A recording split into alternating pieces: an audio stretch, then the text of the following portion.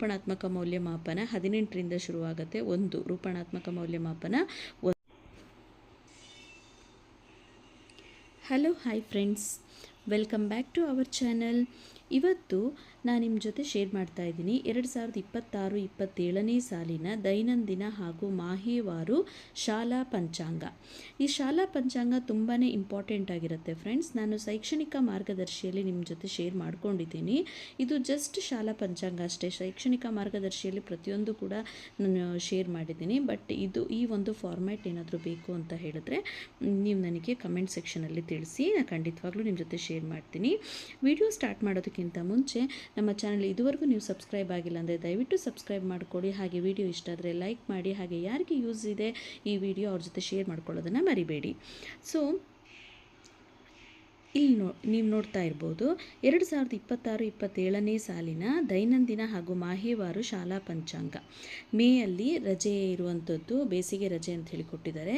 June ಏನೇನು ಮಾಡಬೇಕು, ಯಾವಾಗ ಏನು, ಯಾವ ದಿನಾಂಕದಂದು ಏನಿರುತ್ತೆ ಪ್ರತಿಯೊಂದು ಕೂಡ ಇರುವಂಥದ್ದು. ಜೂನಲ್ಲಿ ಎಲ್ಲಿಯ ತನಕ 16ನೇ ತಾರೀಕಿನ ತನಕ ಸೇತುಬಂಧ ಸಾಫಲ್ಯ ಪರೀಕ್ಷೆ ಇರುತ್ತೆ. 17ರಿಂದ ಬೋಧನೆ ಕಲಿಕೆ CCE ಈ ಒಂದು ಪ್ರಕ್ರಿಯೆ ಸ್ಟಾರ್ಟ್ ಆಗುತ್ತೆ. ಸೊ ಇದೇ ಒಂದು ಪ್ರಕ್ರಿಯೆಗಳು ಕೂಡ ಒಂದು ಜುಲೈಯಲ್ಲೂ ಕೂಡ ಕಂಟಿನ್ಯೂ ಆಗುವಂಥದ್ದು.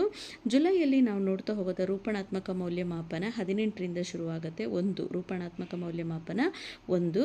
ಸೊ ಹಾಗೆ ಆಗಸ್ಟ್, ಸೆಪ್ಟೆಂಬರ್, ಅಕ್ಟೋಬರ್ ನೋಡಿ ಯಾವಾಗಿಂದ ರಜೆ ಇದೆ ಪ್ರತಿಯೊಂದನ್ನು ಕೂಡ ನಿಮ್ಮ ಜೊತೆ ಶೇರ್ ಆಗ್ತಾ ಇದೆ ಫ್ರೆಂಡ್ಸ್. ಸೊ ನಿಮಗೇನಾದ್ರೂ ನಿಮ್ಮ ಶಾಲೆಯಲ್ಲಿ ಏನಾದ್ರೂ ಕೂಡ ಈ ಒಂದು ಪ್ರಿಂಟೌಟನ್ನು ನೀವೇನಾದರೂ ತೆಗೆದಿಟ್ಕೊಂಡ್ರೆ ಇದು ನಿಮಗೆ ತುಂಬಾ ಹೆಲ್ಪ್ ಆಗುವಂಥದ್ದು. ಯಾಕೆ ಅಂತ ಹೇಳಿದರೆ ಯಾವಾಗ ನಾವು ಎಕ್ಸಾಮನ್ನು ಮಾಡಬೇಕು, ಯಾವಾಗ ನಾವು ಎಕ್ಸಾಮನ್ನು ಕೆಲವೊಮ್ಮೆ ನಮಗೆ ಆ ಸರ್ಕ್ಯುಲರೇ ಸಿಗೋದಿಲ್ಲ.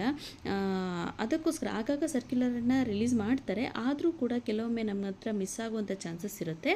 ಇದನ್ನು ನಾವು ಪ್ರಿಂಟೌಟನ್ನು ತೆಗೆದಿಟ್ಕೊಂಡ್ರೆ ತುಂಬಾ ಹೆಲ್ಪ್ ಆಗುತ್ತೆ ಅಂತ ಹೇಳ್ತೇನೆ. ಸೊ ಇದೊಂದು ಸಣ್ಣ ವಿಡಿಯೋ ನಾನು ನಿಮ್ಮ ಜೊತೆ ಶೇರ್ ಮಾಡ್ಕೊಳ್ತಾ ಇದ್ದೀನಿ. ಸೊ ಈ ವಿಡಿಯೋ ಇಷ್ಟ ಆಗಿದೆ ಪ್ಲೀಸ್ ನಮ್ಮ ಚಾನಲ್ನ ಸಬ್ಸ್ಕ್ರೈಬ್ ಮಾಡ್ಕೊಳ್ಳೋದನ್ನು ಮರಿಬೇಡಿ ಅಂತ ಹೇಳ್ತೀನಿ. ಹಾಗೆ ಯಾವಾಗ ಒಂದು ಇಂಪಾರ್ಟೆಂಟ್ ಆದ ಡೇಸ್ ಕೂಡ ಇದರಲ್ಲಿ ಮೆನ್ಷನ್ ಆಗಿರುವಂಥದ್ದು ಫ್ರೆಂಡ್ಸ್.